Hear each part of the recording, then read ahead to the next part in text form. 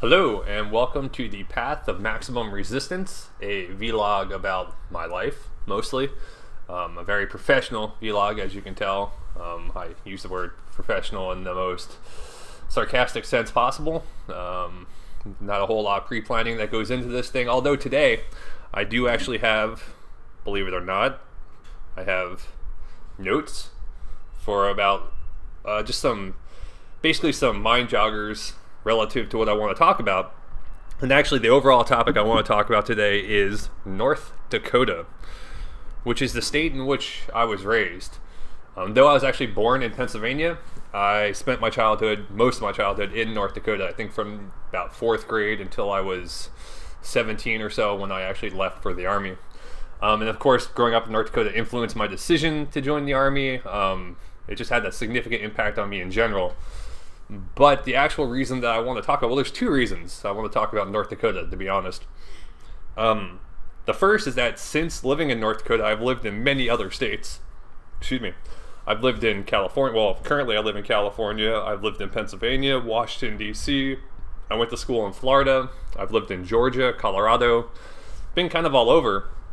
And one of the things that I've observed is that all of those states are more like each other than any of them are like North Dakota.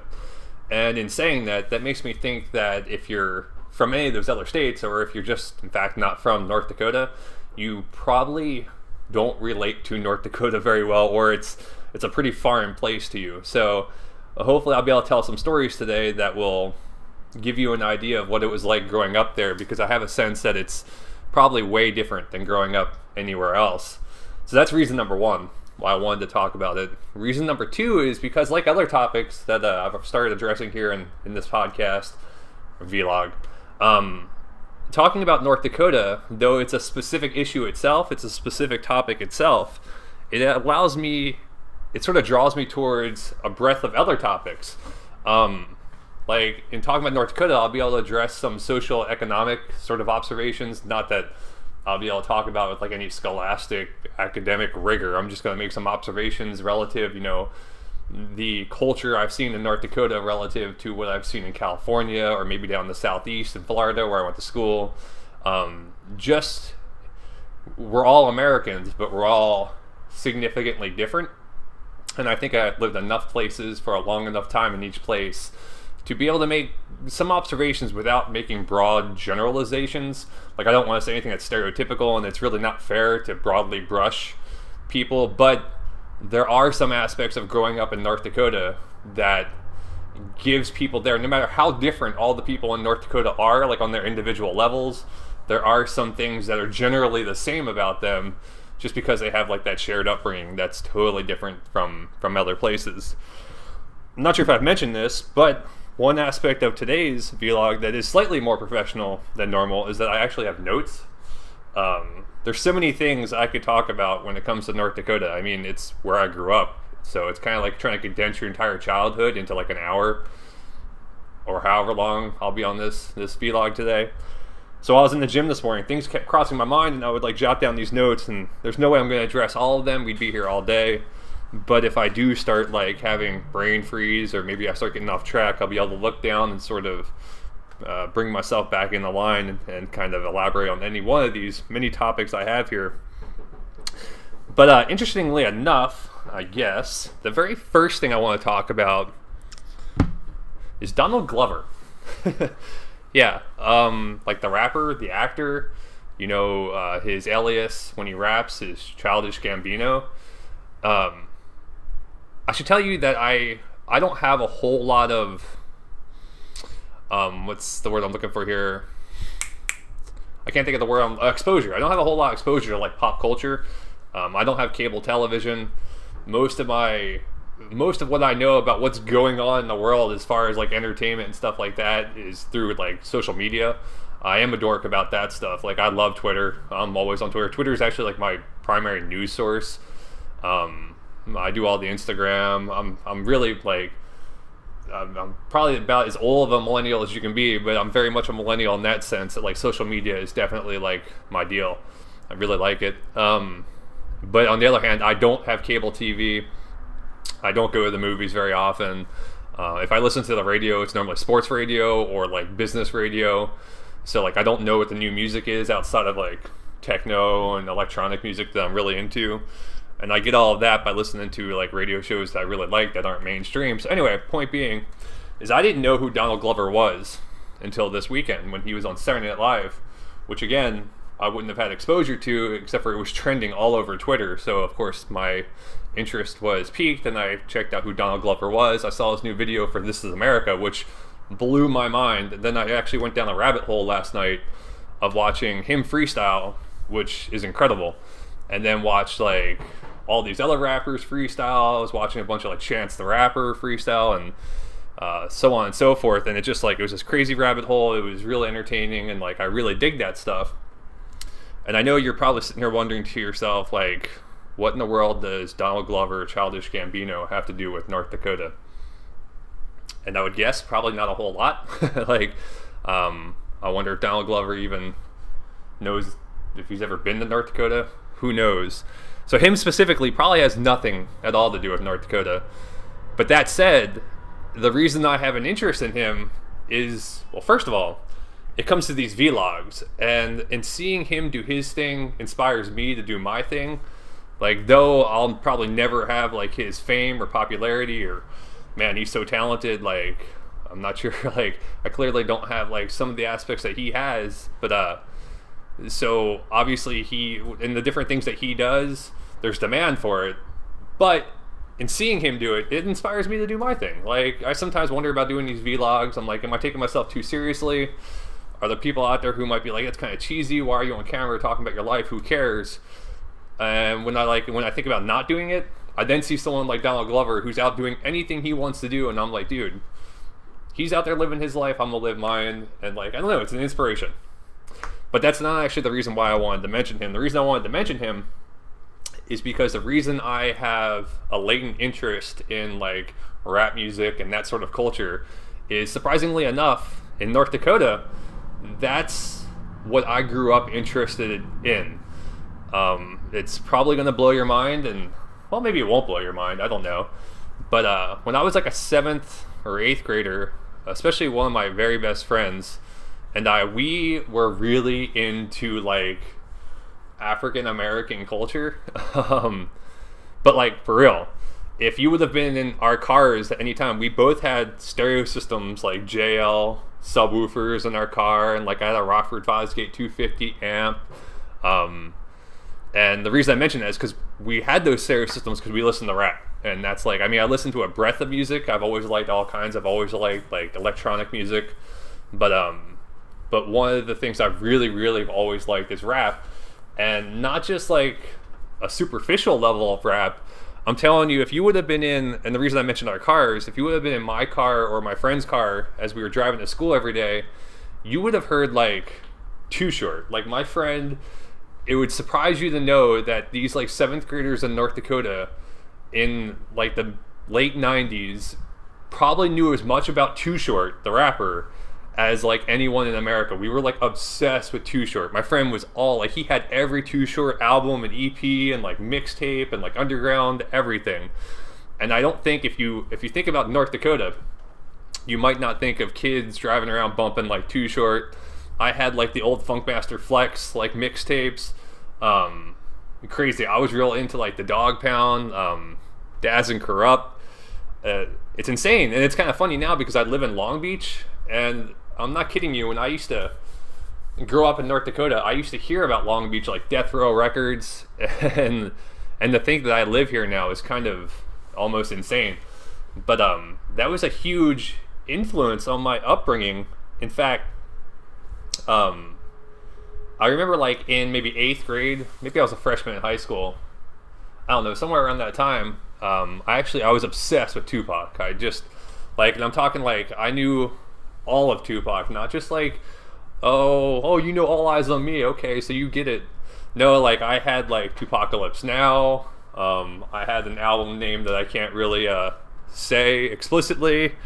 Like, I really felt like I was paying attention. Like, I really cared. I really appreciated rap, and I still do to this day. But yeah, back in like my freshman year of high school, I actually had a Tupac anthology. It was I think by like Vibe magazine. It had it was a big oversized book, and on the cover it had Tupac with like his bandana on backwards. And my teachers actually took it from me. They said it was too provocative of a book, and that's sort of the path of like topic I kind of want to talk about right now, because the interesting thing is, as interested as we were in that culture, we hadn't ever really met any African Americans.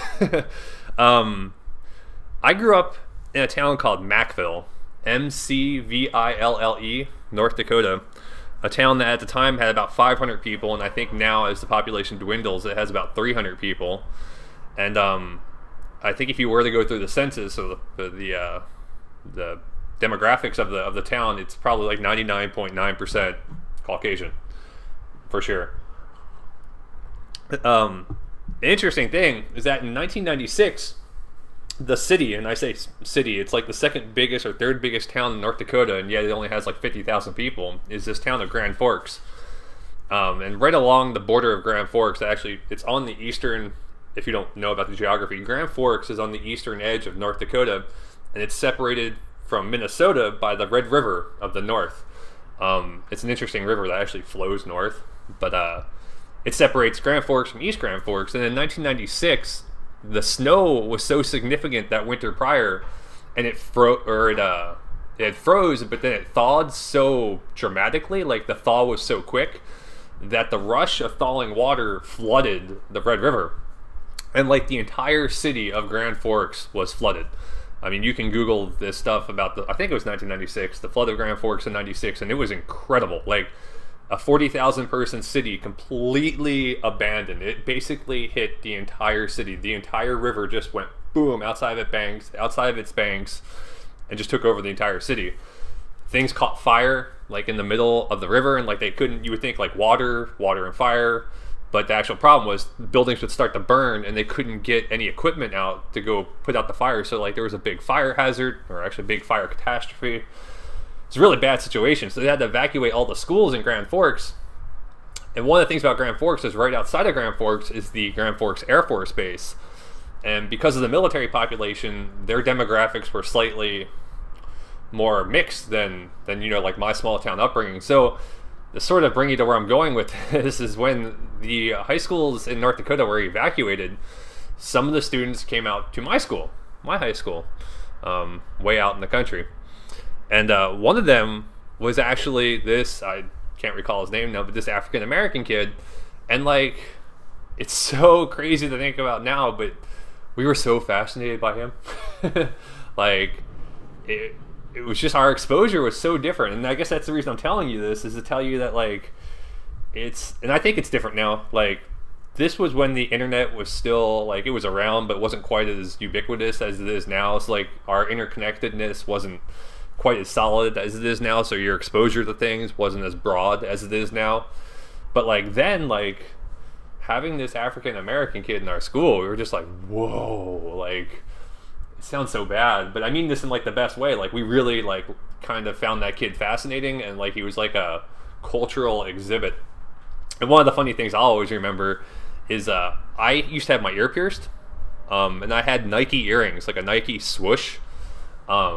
And that kid, my one like interaction with that kid that I really remember is he had a Michigan jersey. And I didn't care about the University of Michigan so much, but I thought the jersey was cool. And looking back, I think it might have been a Tom Brady jersey or a Hansen, the quarterback who was supposed to be all-world and never ended up panning out.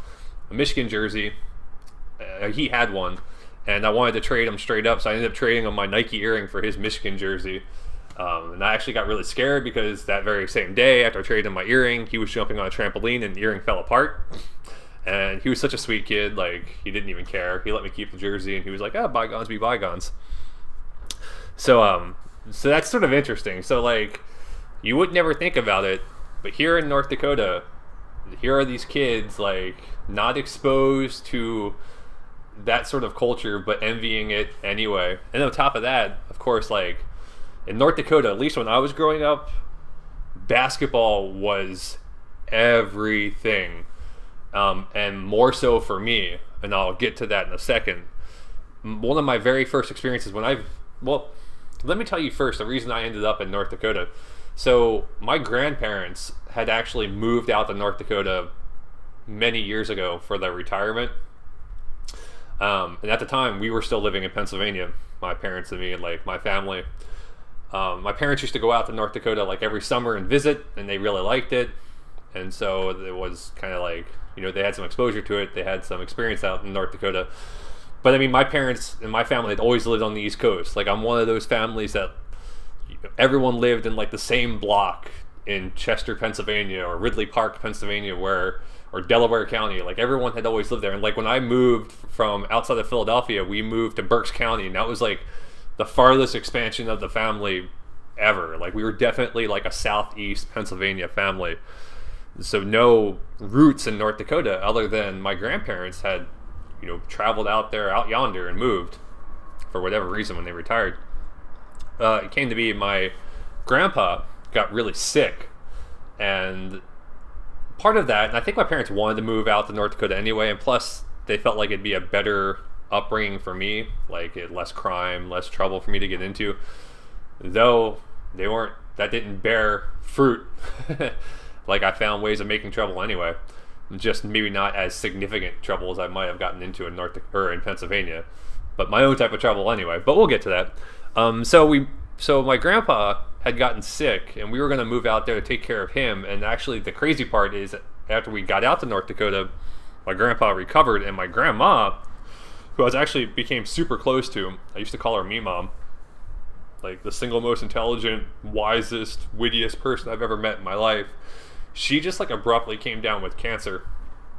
And so we actually, though we moved out to North Dakota to take care of my grandpa, we spent a lot of the time taking care of my grandma.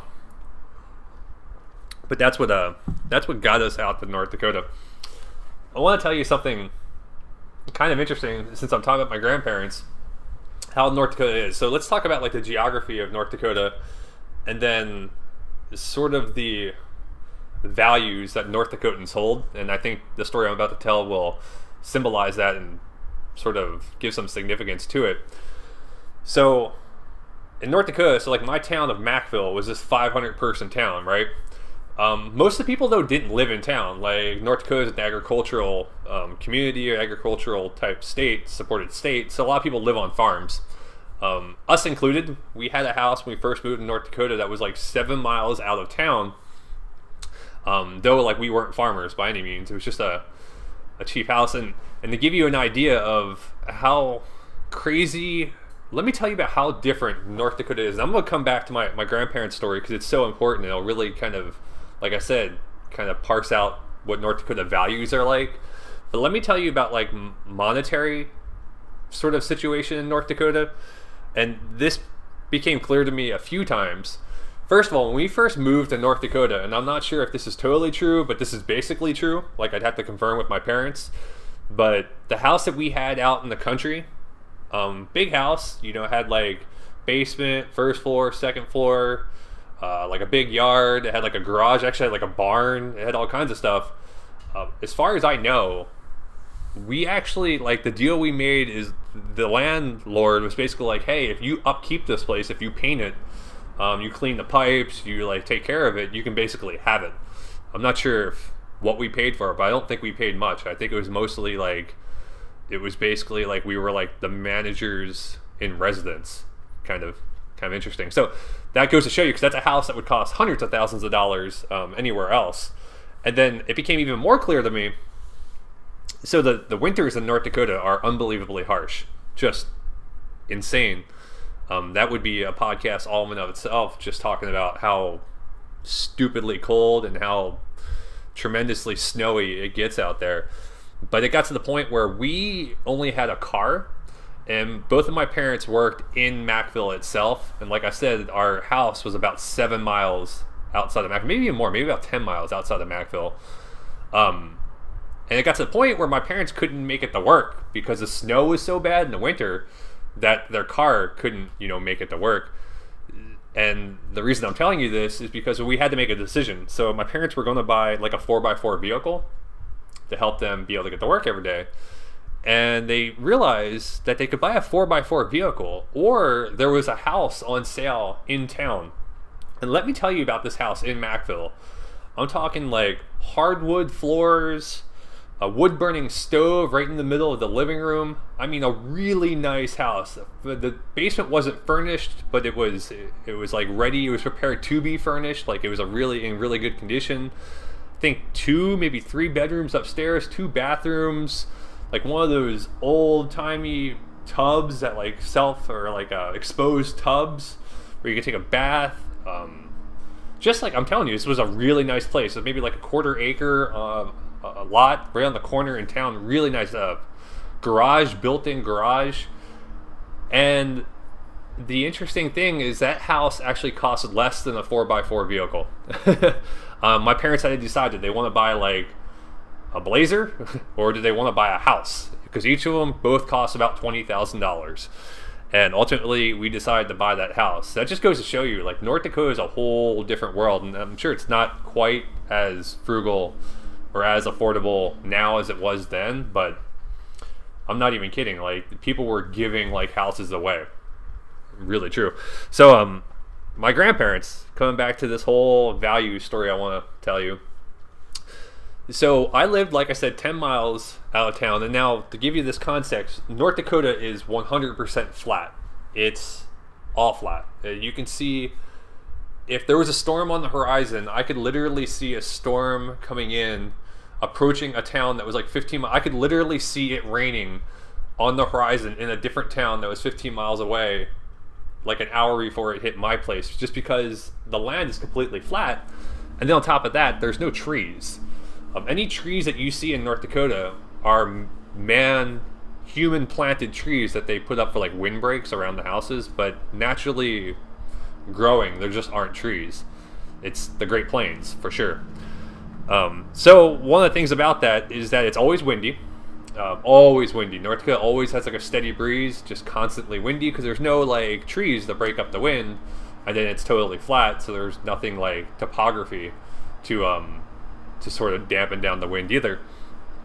And all the roads outside of town are gravel. They're just these gravel roads, and it's all situated in big grid squares. Like, you could literally, if you were to take like a satellite, you could look down on North Dakota and you could almost like, it's like a checkered board of just 1 mile by 1 mile by 1 mile squares. It's like all the gravel roads just crisscross each other. So it's almost impossible to get lost out there. You could eventually find your way back because it's just one big checkerboard pattern. So my grandparents lived about 3 miles outside of Macville. I lived about 10, so that's where I was getting that 7 miles part. That's where the number 7 came in. And what I used to do, I used to get on my BMX bike, and that was a big thing growing up, was biking. We loved to bike. I used to get on my bike and actually ride from my place the 7 miles to my grandparents' place. And to give you a taste of the culture and the values that North Dakotans have, what my grandma would do, approaching their house, they had like a 1/4 mile long driveway. They had this really long gravel driveway. My grandma would wait for me, mom would wait for me at the end of the driveway as I was riding my bike in. Imagine me riding my little bike, like cutting through the wind, like really struggling, not knowing my dad's in his pickup a couple miles behind me, following along. Like, I always thought I was on my own, but I'm pretty sure he was always following me. And my grandma, she'd be at the end of the driveway with American flags, waving an American flag, and every time I made it, she planted a flag at the end of the driveway. So that captures North Dakota right there. Like, you have the sort of physical nature of like battling the elements on your bike, like riding through the wind, the appreciation for nature. Though I hate to be like back in my day, like it wasn't that long ago. As kids, we still biked all the time. We fished. We did a lot of outdoor things. Like, we didn't spend a whole lot of time like playing video games indoors. In fact, I tried to. Like, I became a nerd and like really got enamored with the internet. And my friends would like pull me out of the house and make me go on like these long bike trips. And then on top of that, you have, as I'm going along the values that story demonstrates, you also have my grandma like planting her flags, like patriotism, America, right?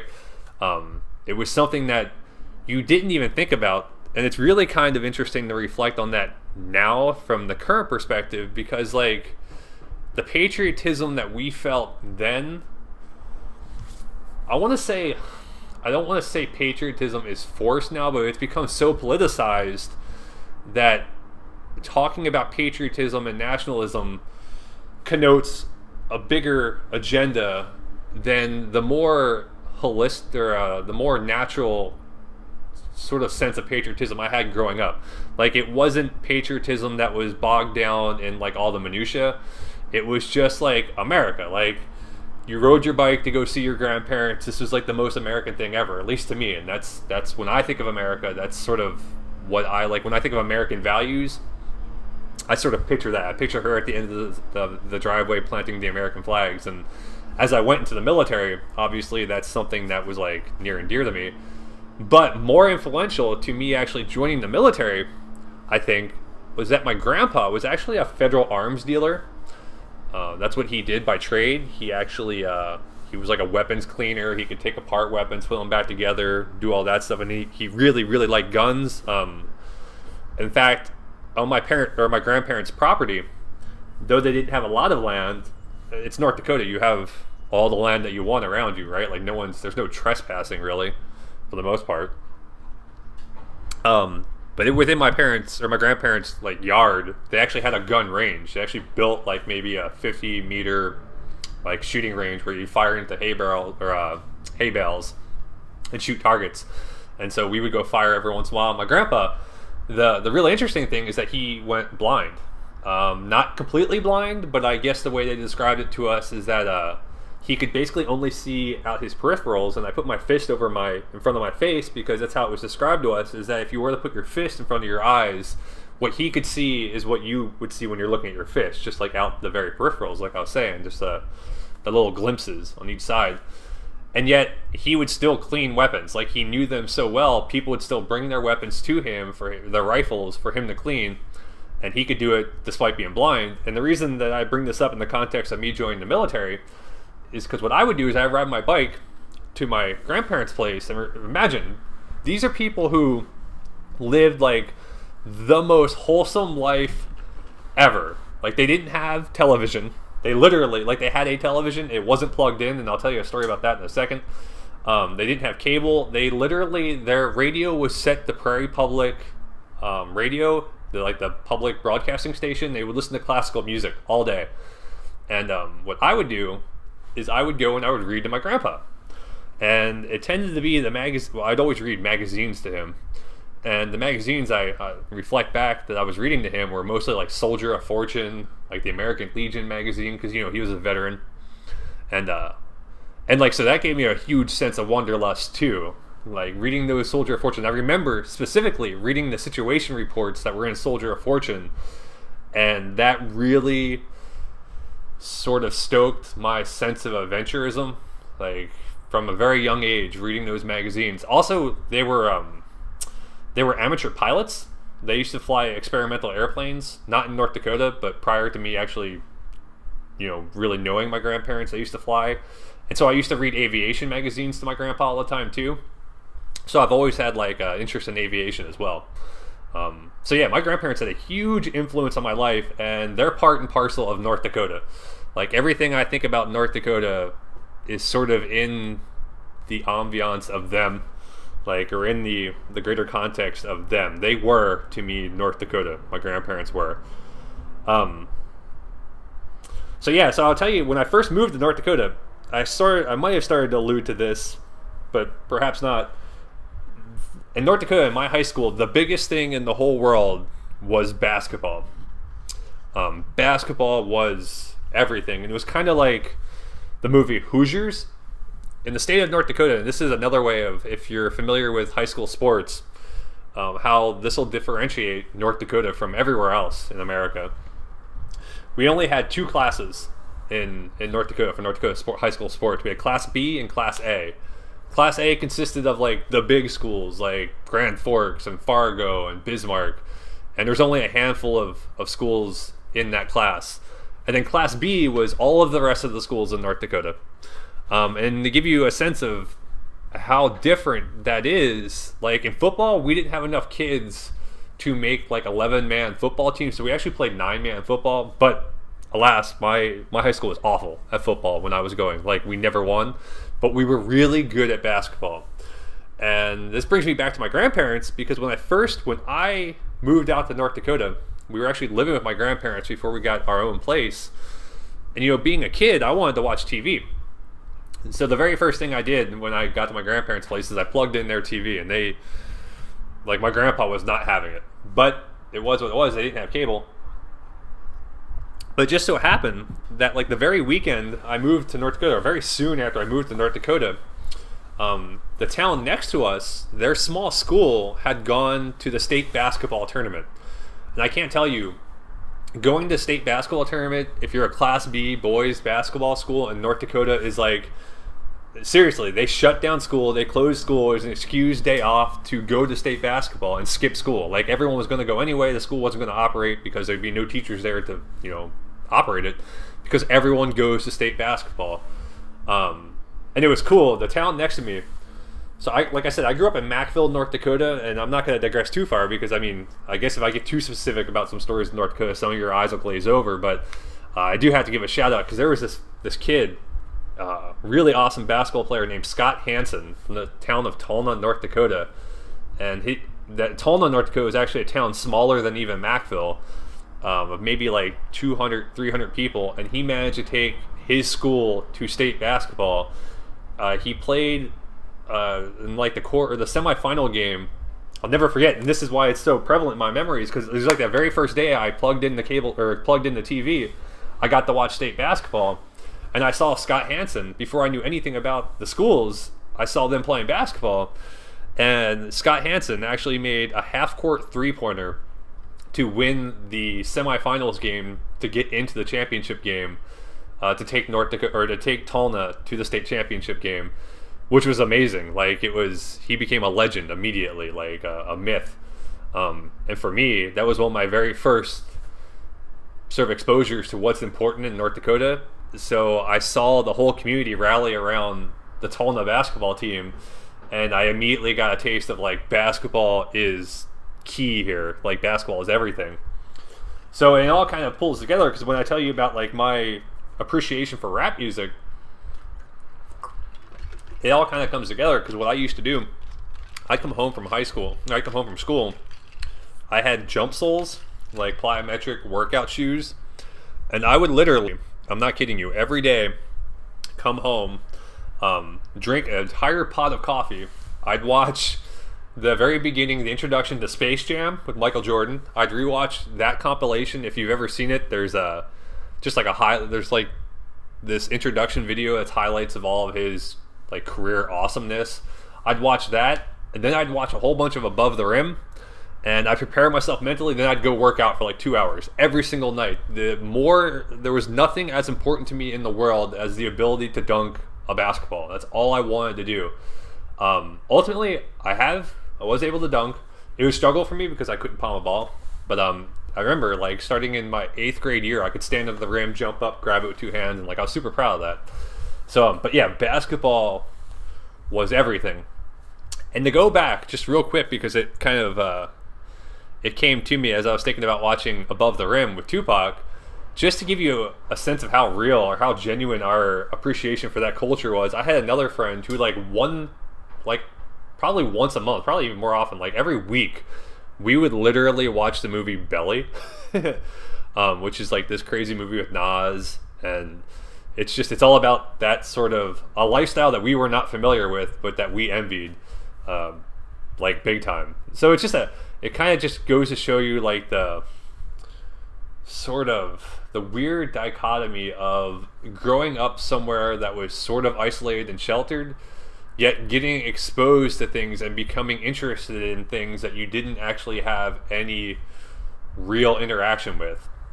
Just kind of neat how, to me, as a sociologically interested person, it's always kind of intrigued me how we so got into that despite not really knowing anything about it.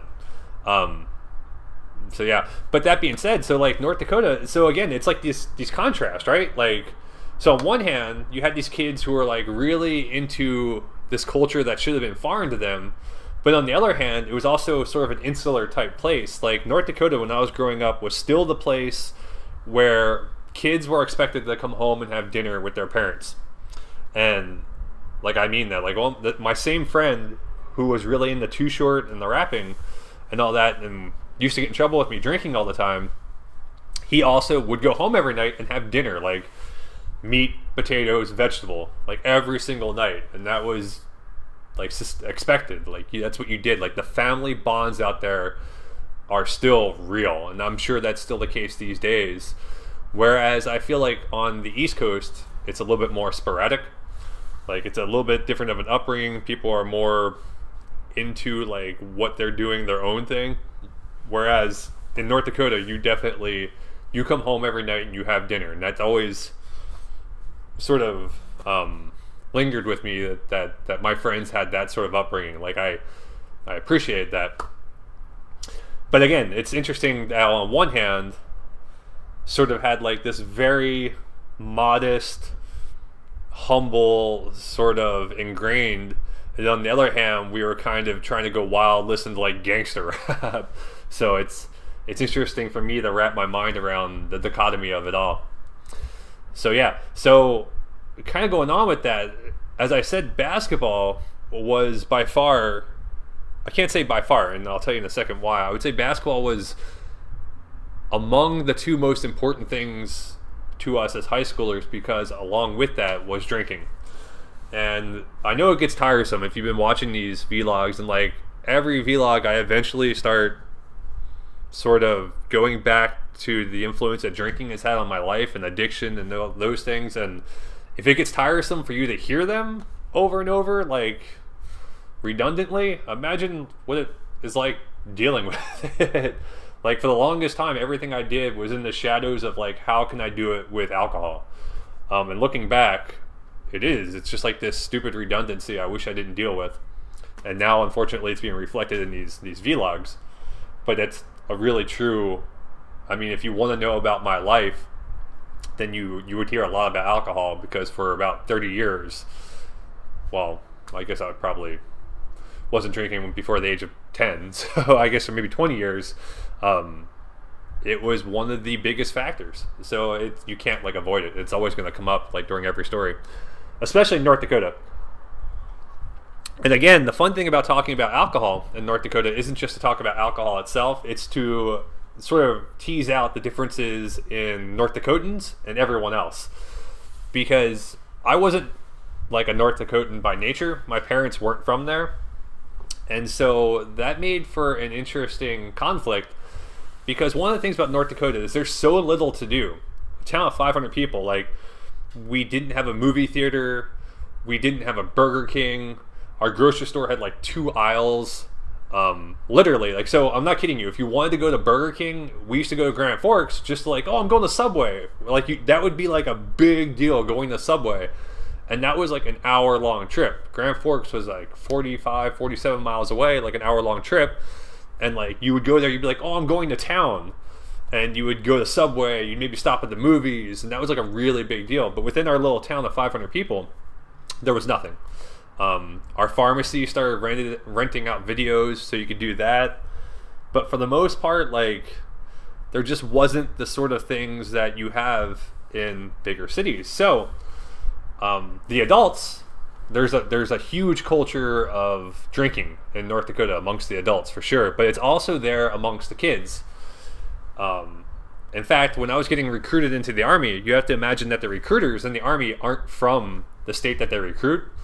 And I remember my recruiters, when they were going through my record and they saw that I had been arrested for minor possession of alcohol a few times, they actually commented to me that, like, is that a prerequisite to graduate in North Dakota? Because everyone had minor possessions of alcohol. And it was actually a disqualifying thing to get into the Army. But the point was is that, like, they would be able to recruit no one from North Dakota if they didn't make a waiver for minor possession convictions. But the interesting thing, and the reason that it's culturally significant, is that most of the parents who had grown up in North Dakota knew how it was, and they knew there was nothing to do. And so for the most part, they would turn a blind eye to their kids drinking. For the most part. Like, I don't want to make it sound like it's irresponsible, because it wasn't like that. In fact, I think some of the parents did it in the most responsible way. I had a friend whose parents would always allow us to party in their basement. In fact, sometimes, to be honest with you, they would buy us alcohol, though we never had trouble getting alcohol on our own. So like if they didn't buy it, we would get it. But their theory was, hey, you can party here. They would take our car keys, and they would more or less like chaperone. And their theory was, we'd rather you partying here, because if you don't party here, and we would do this, we would road trip all the time. And they would like, we don't want you drinking and driving, so, you know, drink here. Like I'm sure if they had their druthers, they'd be like, don't drink at all. But that just wasn't like a realistic thing. And plus, they grew up there too. They knew how it was. Whereas my parents didn't grow up in North Dakota, so they weren't cool with the drinking at all. And I think being rebellious, maybe, and it sucks because like I can't fault my parents for anything. Like they were doing what they thought was right, and I totally get what they were doing. But I wonder if maybe I wasn't compelled to drink so much because they hated it so much. Whereas all my other friends could kind of get away with it. My parents, like I would get away with it too. And in fact, my parents would give me leeway. I just didn't realize they were giving me leeway then. But they were letting the leash go a little bit, and I would always push it further and further and further. But there was this very interesting conflict of seeing like North Dakota parents who were like, yeah, my kids can go out drinking, and my parents being like, no, you really can't. But I did it anyway. And to just kind of give you an idea of what we thought was fun growing up, the big things in North Dakota, and these started to go away, I noticed, as I was like graduating high school, so maybe they're not as prevalent now, which sucks because like these were the most fun things ever, were house parties. We used to, like, North Dakota, a weekend in North Dakota was like an exercise in searching for house parties. It's what you would do. Like you'd hear a rumor like this person's having a party, and like it would be kind of whispered, and you would just go out to this house in the country, and hopefully you'd see a whole bunch of cars there, and then there'd be like a big house party, or people would open up their barns and just have huge keggers, huge bonfires. We had a bonfire once I'll never forget. That was way up in the north part of our county. One of the most fun nights I've ever had, just drinking around the fire. And the unfortunate part is a can blew up and the fire hit me in the leg, and it really hurt and left a huge like blister on my leg. But that's like what we did for fun in North Dakota. Outside of playing basketball and working out, we drank all the time. But it was mostly like in the context of house parties. We'd always have house parties, bonfires.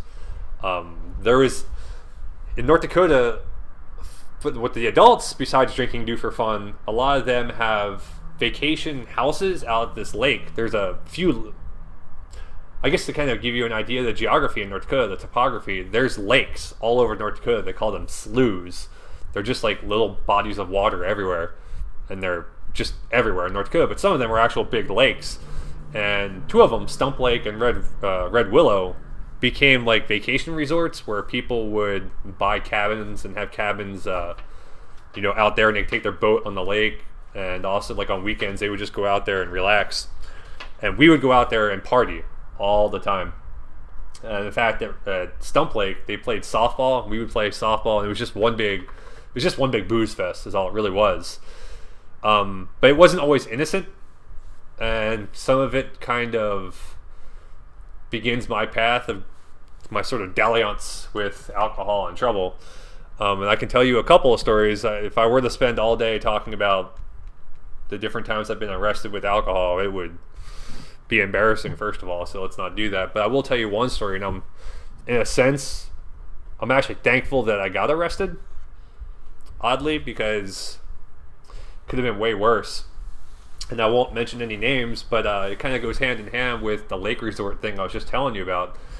And so I'm telling you this story not to kind of make it sound like it's cool to like drink and like get in trouble. I'm telling you this story to show you what it was like growing up, and just how we did insane things that we didn't think were insane, and it was just normal. So my friend had one of these cabins at this lake resort.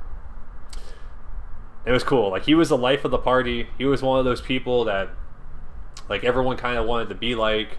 He was very loud, handsome dude, like just funny, just naturally funny.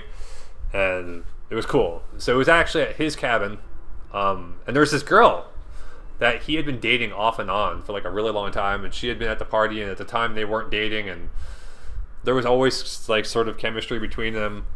But I think if I remember, like the reason I'm mentioning all that is because it influenced the events later of that night. Is that he was trying to, you know, compel her to get back together with him, and it didn't work out the way he wanted to. So we ended up getting really drunk. Like I think, and part of the reason that he ended up acting kind of as recklessly as he did later on that night is because, in fact, he was pretty upset about the girl situation not working out as he wanted. So we get really, really drunk. And when I'm telling you we get really, really drunk in North Dakota, like drinking out there is a whole different story. I'm talking like we would drink like a 30 pack. And by a 30 pack, I mean like I would drink a 30 pack of like natural light, like a whole 30 pack throughout the duration. If we started drinking like 2 p.m., by like 2 a.m., I would have drank by myself that whole 30 pack. And that was just like the way it was. These were like high schoolers. So it's one of those days. We drank like that much. And then we used to drink and drive all the time. Like it wasn't cool. And I hope, man, and then I don't know. I just hope things have changed out there because a lot of kids lost, not a lot of kids lost their lives, but we really put our lives into our, you know, we weren't making responsible decisions, and it wasn't cool. But on that night, never forget. So we get done with the party, and we decide. So from the lake resort to Macville is about 15 miles, maybe a little bit less, and it's not all country roads. It's not all gravel roads. It's actually a paved highway.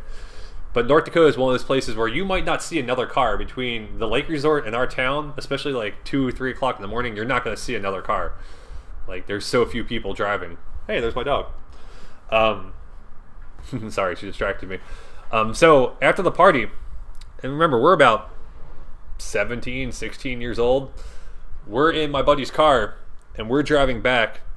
And he is going so fast. I mean, he's like has his car floored, and we are like blackout drunk. In fact, when we leave the lake, there's actually an intersection where you have to make a left turn. And like, remember, I told you that the highways or the roads are all set up in like these big mile square grids.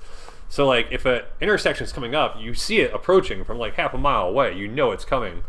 I remember we blew through this intersection completely.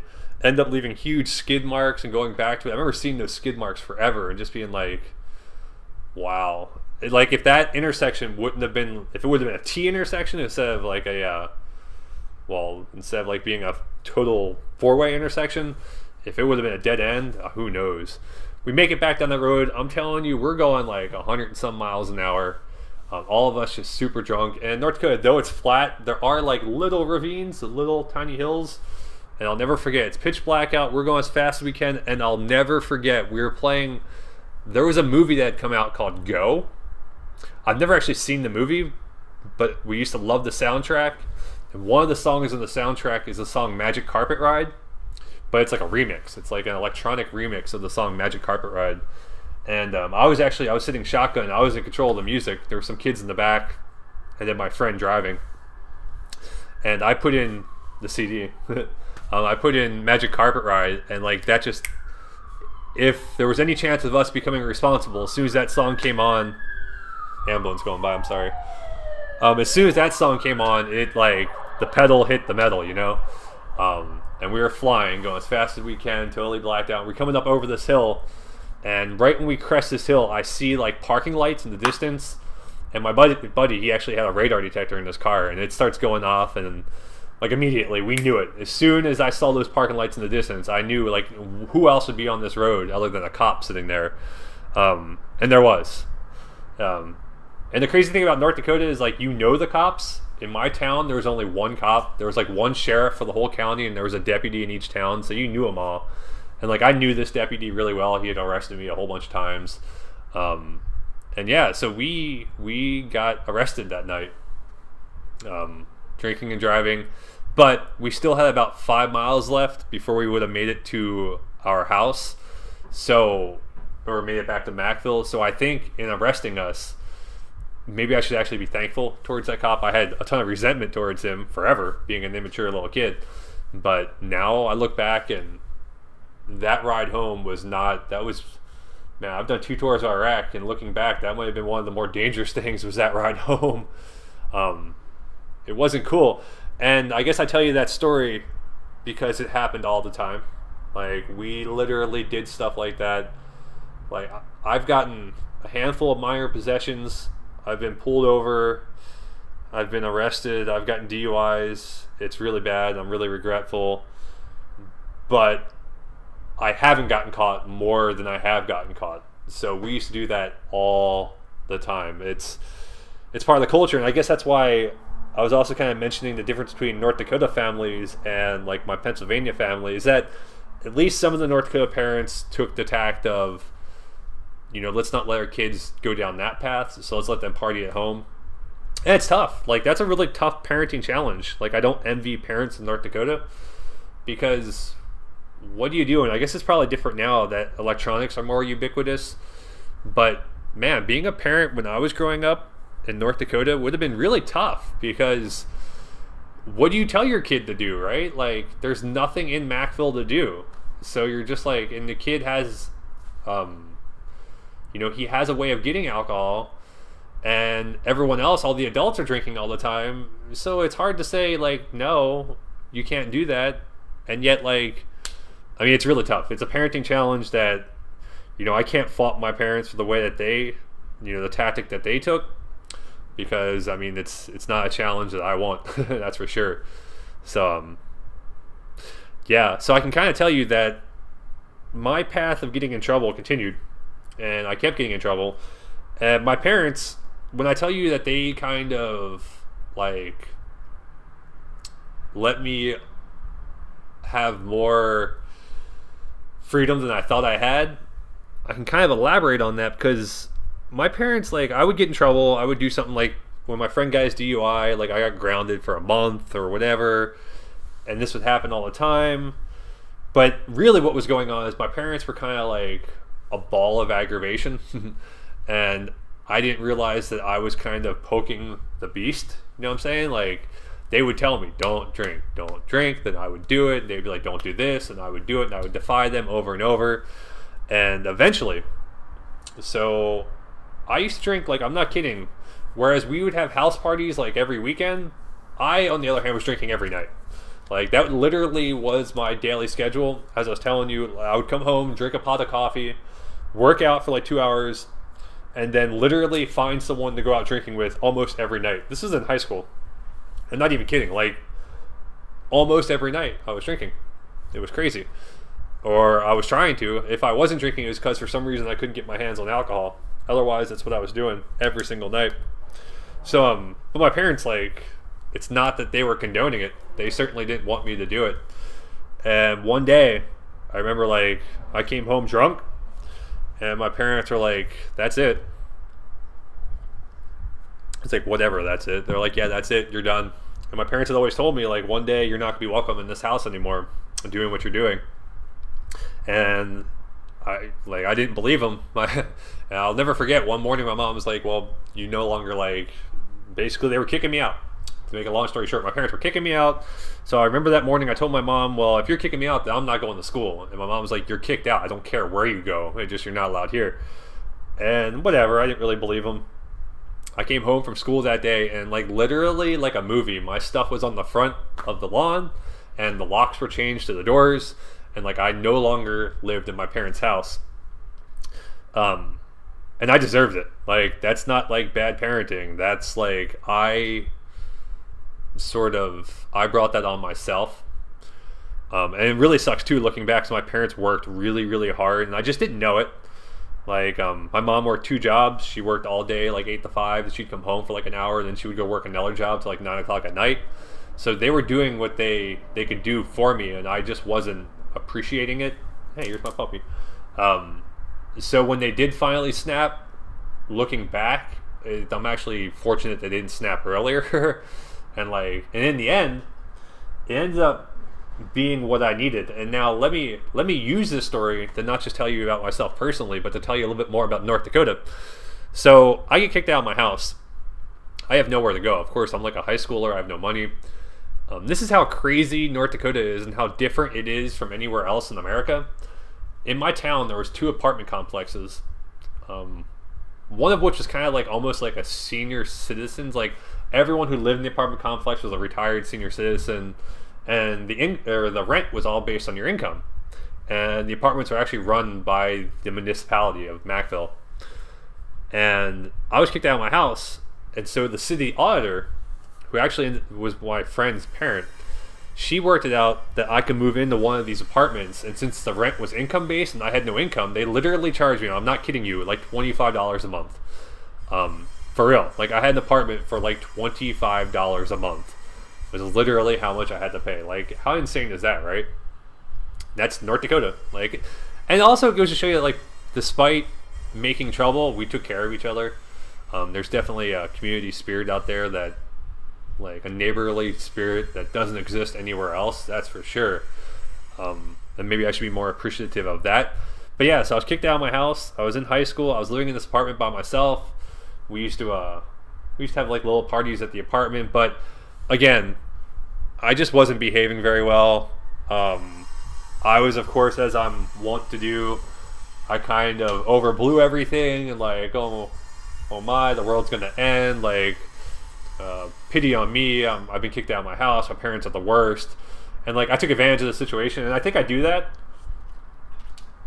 And if I'm going to be really, really brutally honest here, I make excuses, and don't let me tell you otherwise. And I mean that about everything. Like when it comes to PTSD or like alcoholism and all those things, like those things are real. But I know sometimes when I want to, I use them as a crutch, and I do that. I mean, like I can acknowledge it and I can tell you it's true, and yet I'll still do it because it's just me. Like I don't mean to do it, and then I find myself doing it. Like I'll sort of let myself get into a bad situation and be like, man, it's like I have these bad things going on in my life that cause it, and I'll be like, that's not really true, but like I let it all I allow myself to fall into that trap. And that's always been the case. So I did that in high school. I was kicked out of my house, and like I let it snowball. I let that situation become worse, and then like I started doing worse in school. I started taking things less seriously, and to kind of tell you a lot about North Dakota. So, in my town, and it's interesting how each town has like its personality. The kids in my town really like to drink, and the kids in my town tended to be 1 grade higher than me. Like when I was a 7th grader, all the kids in my town were 8th graders, and all the kids who were in my grade, all the 7th graders, were in this town that was like 20 miles away, but we all eventually became part of the same school district. There was only 2 school districts in my county, and so all these towns, even though they were separated by like 20 miles each, they all went to the same high school. And so all the kids that were in my grade tended to be from that other town that was like 20 miles up, I'm on the other side of the county. And for them, drinking wasn't as big of a deal. They all smoked weed. So like with my friends in my town, I would drink a lot, and when I would hang out with the kids that were more my age, they would smoke weed. I would smoke weed a little bit, but I would more drink. And but the reason I bring it up is because after I got kicked out of my house, I started smoking a lot more weed. And then on top of that, and I don't want to go too far into this just because I've left North Dakota and I don't know what the ramifications have been of this, and I don't want to touch on any exposed nerves or anything, but another issue that we were dealing with was meth. There was a prevalence of crank going around. There was people who, like, again, I don't want to put anything out there that shouldn't be out there, but yeah, there was a drug issue in North Dakota. And you have to understand where that comes from, is that like in North Dakota, so, and again, like we could tease out this and go in so many different directions here, because that's the thing. Like if you can't get your hands on weed or alcohol and you're looking for an escape, you're going to go to whatever is available to you. And so in North Dakota, with all the farms that are there, the farms use anhydrous on their farms. Like it's not uncommon to see a big anhydrous tank outside of a house in North Dakota. Like you see them everywhere. And so like anhydrous is also used to produce meth. So you might look at a house and see an anhydrous tank and think that's a normal farmhouse, and it could very well be like a meth lab, and like it literally would happen. So like that started going around in my town, or at least amongst my friends, not so much in my town. I didn't really get into that, but like that lifestyle was there, and I started making like increasingly worse choices as I became a senior in high school. And eventually being kicked out of my house is what led my recruiter to talk to my school board and get me sort of authorized to graduate early from high school. And I ended up going active duty, which is good because I was going down, like I was saying, like every day my path was getting bleaker and bleaker the longer I stayed there and the more trouble I made. So yeah, going into the Army sort of helped me out. Real quick, I'm just gonna run through my notes because it's been like an hour. Can't believe I've been blabbing on, and I haven't even talked about all of the crazy things I wanted to talk about. So like, oh man, is there anything else? Oh, I do want to mention like one of the things that was kind of interesting to me is like, and this doesn't really have to do about North Dakota, I guess, but like I guess I just want to tell you a little bit more about me.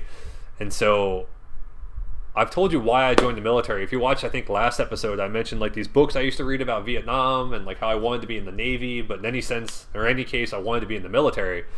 But also, and this is just to kind of give you insight into who I am, one of the reasons I seriously joined the military is because I like to work out so much. I like to work out so much, I used to be embarrassed by it. In North Dakota, if you don't know, it gets cold. Like 60 below zero cold, and I'm not exaggerating, like 60 below zero. I used to bundle up in multiple layers of clothes, like multiple layers in the mornings before school, and then go out to our track where there'd be like a foot of snow and actually run on the snow before school. Like I've always had like this case of OCD sort of where I can't begin my day if I don't work out first. Like my brain doesn't start working, and I have like these embedded insecurities that if I don't work them out in the gym or running, I'll just harbor them all day and it just won't be cool. And that actually, a lot of that began with drinking, because what I used to do is I used to, like I said, drink every single night. And then my theory was if I could just wake up, no matter how little bit of sleep I had, no matter what was going on, if I could just get up and run, I would like run through my drunkenness, and I would think it wouldn't be as apparent to like my teachers and everything, but that they knew. But one of the things that like actually made me join the military is that like I used to run so much it was embarrassing.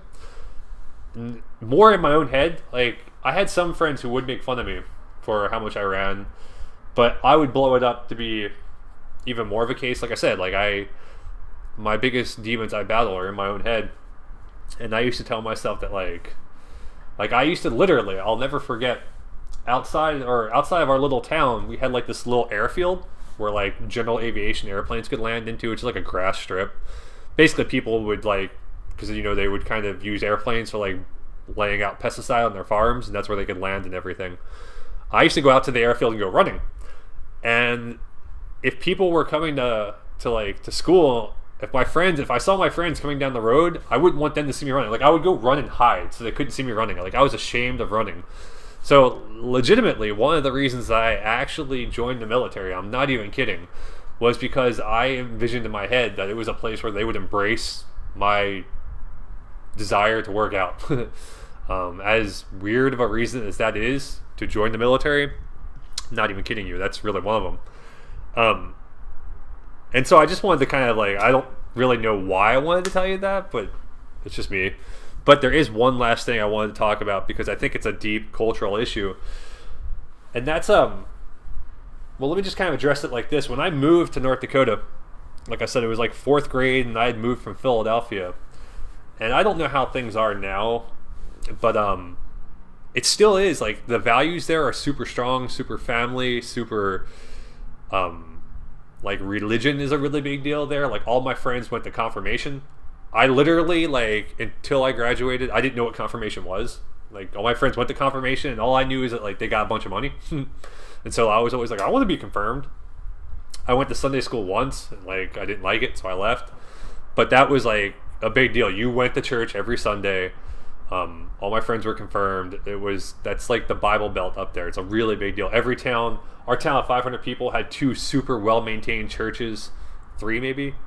At least 2. And that's kind of central to the entire community was going to church. So there's lots of like really strong values there, and they're really good people. That said, it was sheltered, and so when I moved from Philadelphia, or moved from Pennsylvania to North Dakota, not long before that, the movie Philadelphia had come out with Tom Hanks, and that movie is about like a homosexual who gets AIDS, more or less. And like when I first moved to North Dakota, that's what my friends would make fun of me about. Like they were super homophobic. They would just be like, "Oh, you're from Philadelphia. We saw the movie Philadelphia, therefore you're gay." And like I literally, for the longest time, like even though like I had no problem with like, I actually have an uncle who was gay, who was one of the coolest people I've ever met, and he actually passed away from AIDS. So like, and I actually have a sister who's a lesbian, so like it's something I've been exposed to, so I've never had like, to me it's whatever. But at the same time, I've always had this weird insecurity about like sexuality because of what it was like growing up in North Dakota. Like North Dakota is definitely, you wanted to exert your masculinity, like that's how we would make fun of each other. Like you definitely, it was like man's man, like we go hunting, we skin our own deer, like big deal. And literally when I first moved, when I was like a fourth grader, that's the jokes they used to make. They used to say like things about being gay, and I'm not. But the reason I mention all that stuff is because like one of the ways that it's kind of affected me is like if I didn't date, if I went through like a long period, if I just chose not to date anyone, I would be like afraid that people would think I was gay. And the reason I tell you that is because like that's what that culture was like. Like we actually, I was taught to think that like being gay was a bad thing. Like no one ever said it like that. Like no teacher ever said, don't you go out and like be thinking about boys. But amongst my friends, there definitely like in North Dakota was, at least then, this is going back into like the late 90s, early 2000s, like there was definitely some like homophobia. And let me tell you, like I'm trying to be totally honest about everything, so if that sounds like I'm like drawing too wide of a brush or whatever, making too strong of a generalization, I'm sorry, but like I'm being honest about everything, and that's something I definitely did experience. And like I hope that sort of changed. But with everything being great, with all the really cool things about North Dakota, like I really think like our exposure to biking all weekend, going out fishing, snowboarding, being physically active, like having that great family upbringing of having like 3 meals together with your parents, seeing your parents work really hard. That's another thing. Probably the hardest working people I've ever met are all North Dakotans. Almost all my friends' parents owned farms, and I'm talking huge farms. Like it wasn't any big thing for my friends to own like 10,000 acres of land. And like the dads out there would literally get into their farm equipment at like 5 in the morning, probably earlier, and would just drive tractor until like late at night. They'd have CB radios, they'd call home, like and I know it sounds all very not masochistic, but chauvinistic or whatever, but usually it was the male figure that was out like working the tractors and everything, and like the mom would like be kind of like the home taker, and she would bring out, like they call on the radio, I remember this, they call on the radio and she would bring out food like for the meals. But they were in their tractors all day. In fact, the school year in North Dakota is actually scheduled around the harvest so that the kids can go help out in the farms.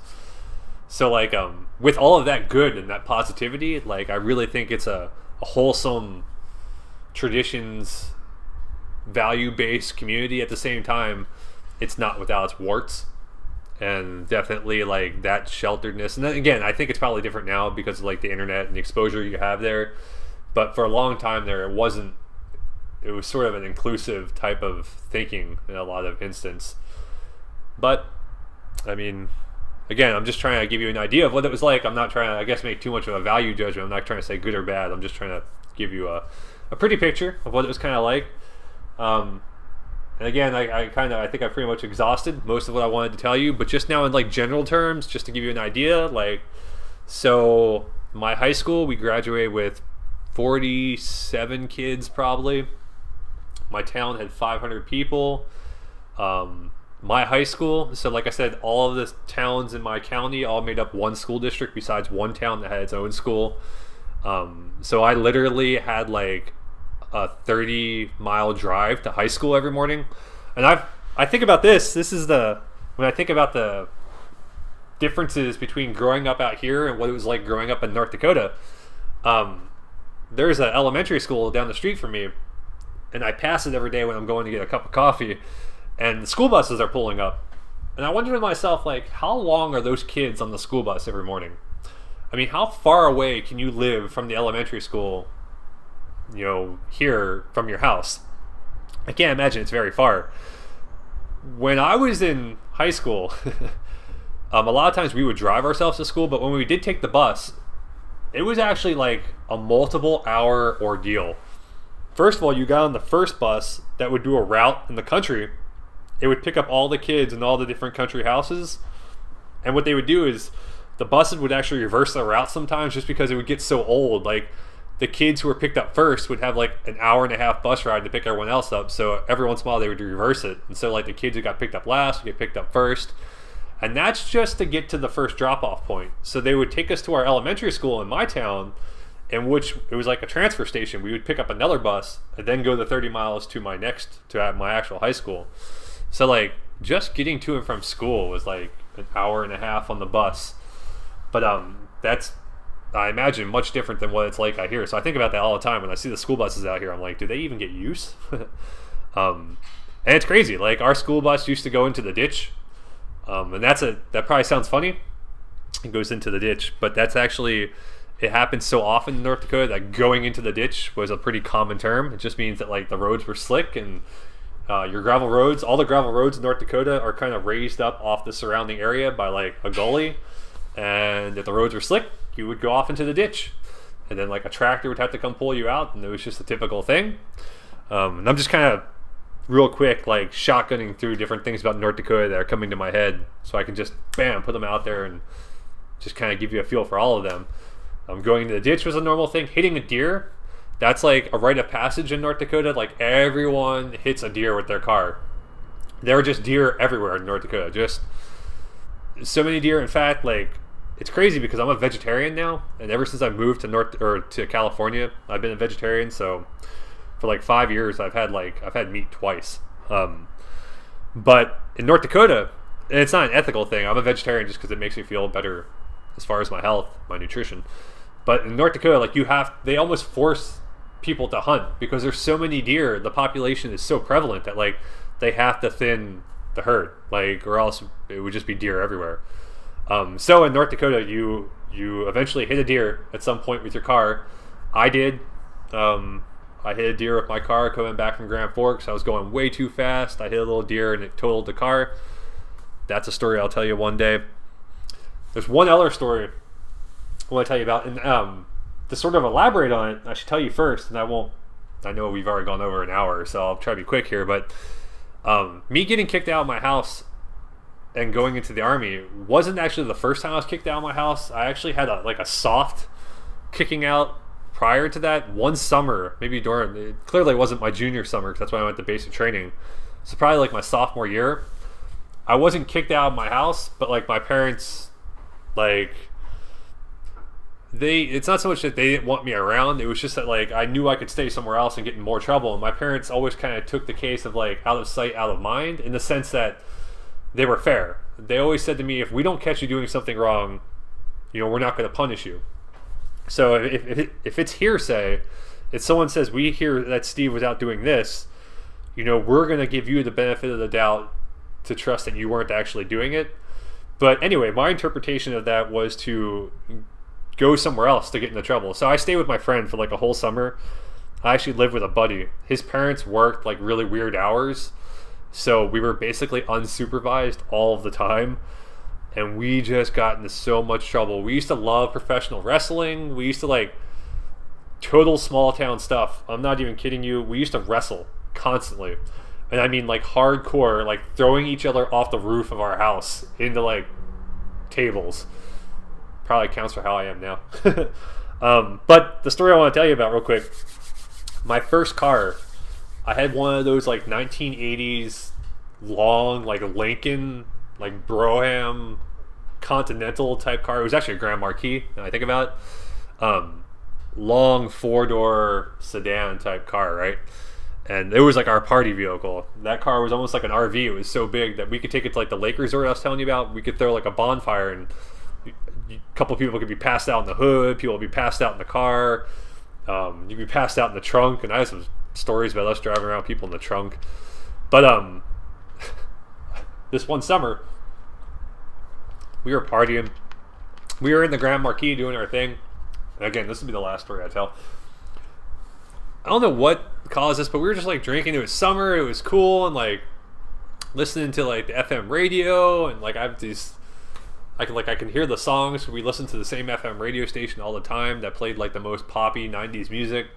So it was like I can't think of the bands like Smash Mouth and all those like Papa Roach. Like I hear those songs in my head right now, and like we're all partying. I think like they're probably smoking weed. I'm probably drinking. We're driving the Grand Marquis, just doing like whatever, having a good time. And we go off-roading. So we're going through like this, not cornfield, most of the fields in North Dakota are like wheat or sunflower. I think this is a sunflower field.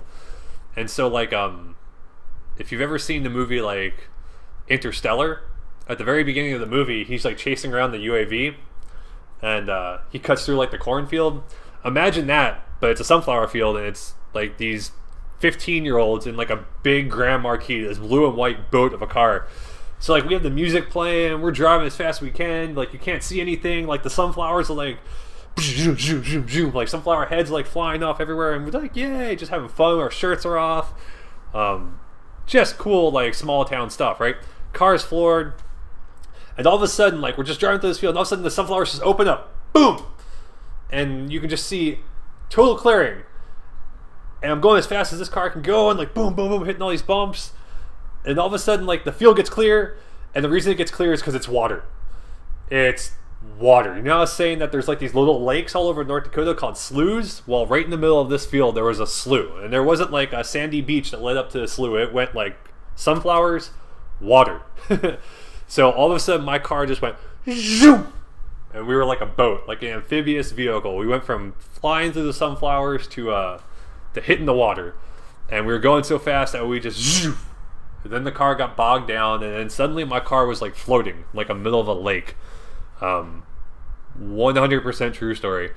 It was crazy. We end up like we legitimately had to like not swim back, but like the water was up to like our waist. My car was like in the middle of this slough. Eventually my friend's parents brought their tractor, like their actual big John Deere farm tractor, out. We had to hook like rope to rope to rope to rope. While my friends literally swam under my car, hooked it up, and then we pulled the car out via the tractor out of the slough. Ended up pretty much ruining that car because it got water in the brake lines. But yeah, that's like the sort of stuff we did growing up there. Just insane. Just small town hijinks, basketball, drinking, rap music, partying. Wholesome values, but wholesome values with some misgivings, some caveats, sort of the whole picture. So that's like North Dakota in an hour and 15 minutes. And of course I could do days of talking about this, but you're probably pretty tired of it. So yeah, I'll kind of leave it there. But maybe there's some stuff there I can elaborate on. I hope that as people kind of watch these, especially people who are from North Dakota, like, I don't know if you have any questions about, I don't know, whatever, just like, you know, comment, get in touch with me or whatever. And if there's other stuff about North Dakota you want to hear about, tell me and I'll talk about it. Because like I'm only scratching the surface, of course. But it was fun. And I miss it. The last time I was in North Dakota was 2002. I actually went to North Dakota when I was on leave after my first tour of Iraq. Got in trouble. A bunch of stories there. I got in a lot of trouble. In fact, my last day in North Dakota, I actually went to court. Got in trouble. Went back to my unit, my Army unit, and never went back to North Dakota. So, and that is a whole story there in itself. A story I think that you'll appreciate too. But at this point, I probably have elaborated or I've sort of use as much time as you guys are probably going to offer me. So with that, Thank you for watching. If you find this interesting, please subscribe to the channel, and I'll continue to make these. Hopefully, maybe not every day, but as long as I have something to say, I'll keep telling them. And I'm telling you, the websites are coming. Some of the things in maybe the comments or in the information below this video, I might link some of those freestyles I was watching last night because they were really good. Like, man, watching Childish Gambino freestyle is like awesome, and like Chance the Rapper, like maybe I'll link them. And even though you might not be interested, I'm interested, so I'm gonna do it. And eventually, also one of the things I really like to do, I like to mix music myself. I really like electronic music, and I actually made a mixtape this weekend, so I'll link that probably below too. It's on SoundCloud. I just do it for fun. So, and I'll build, like I said, I'm building a website, stuff like that. So I hope you'll be a part of this, and we'll keep doing it. Anyway, thanks for watching this one. See you next time.